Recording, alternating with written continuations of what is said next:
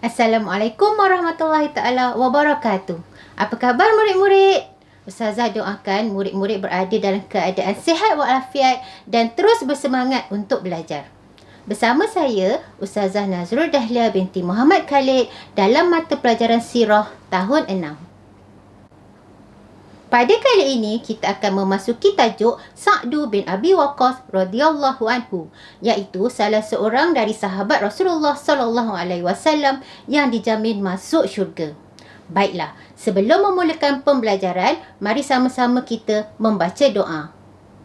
Bismillahirrahmanirrahim. الحمد لله رب العالمين والصلاة والسلام على أشرف الأنبياء والمرسلين وعلى آله وصحبه أجمعين رب زدني علما وارزقني فهما رب اشرح لي صدري ويسر لي أمري واحلل عقدة من لساني يفقه قولي يا أرحم الراحمين. Murid-murid, mari kita menyelusuri riwayat hidup Sa'du bin Abi Waqqas radhiyallahu anhu. Sa'du bin Abi Waqqas radhiyallahu anhu telah diajak oleh Saidina Abu Bakar untuk memeluk Islam sewaktu berusia 17 tahun. Beliau merupakan antara 3 orang terawal memeluk Islam. Beliau juga merupakan seorang remaja yang matang dan suka bersahabat dengan orang yang lebih dewasa daripadanya. Apabila ibunya mengetahui beliau memeluk Islam, ibunya telah mengugut untuk tidak akan makan dan minum sehingga hampir menemui ajal. Tetapi beliau tetap teguh imannya yang telah mula bertapak dalam dadanya.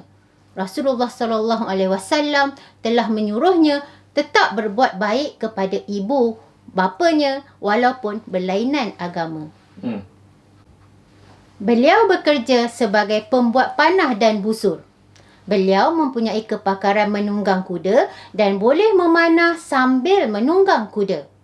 Beliau meninggal dunia ketika berumur 80 tahun. Murid-murid, mari kita lihat kelebihan dan keistimewaan Sa'du bin Abi Waqqas radhiyallahu anhu.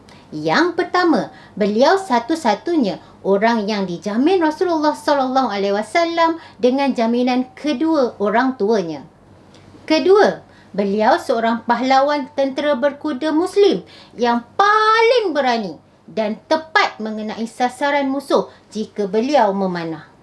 Beliau telah memanah sebanyak 1000 anak panah dalam perang Uhud. Ketiga, air matanya bercucuran apabila mendengar Rasulullah sallallahu alaihi wasallam berkhutbah dan menasihati umatnya. Tahukah murid-murid, umat Islam sangat bersedih di atas kewafatan Sa'du bin Abi Waqqas radhiyallahu anhu. Ini kerana beliau adalah sahabat terakhir yang wafat dari kalangan 10 orang sahabat yang dijamin syurga. Alhamdulillah, kita telah selesai mempelajari riwayat hidup Sa'du bin Abi Waqqas radhiyallahu anhu. Kita juga telah mengetahui kelebihan dan keistimewaan beliau.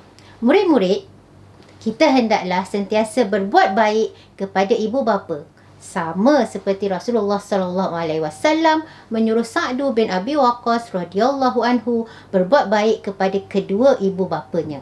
Sekian dahulu daripada Ustazah. Semoga kita berjumpa lagi pada waktu akan datang. Wallahu a'lam. Wassalamualaikum warahmatullahi taala wabarakatuh.